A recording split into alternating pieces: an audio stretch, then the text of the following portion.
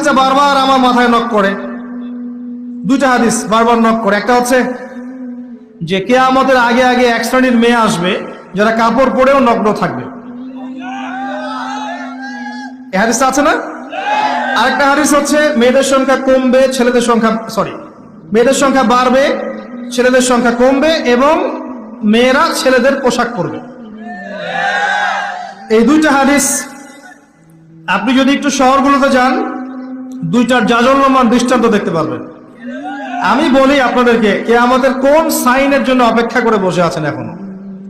আর কিসের জন্য অপেক্ষা করে বসে আছেন? আর কি প্রয়োজন আপনার? আর কোন নিদর্শন প্রয়োজন? আজকে থেকে 100 বছর আগে এইসব মেয়েদের অস্তিত্ব ছিল, যারা এই রোড প্লেসে মেয়েদের ছেলেদের পোশাক পরে ঘুরে বেড়াতো এবং এমন মেয়েরা যারা কাপড় পরে নগ্ন থাকতো?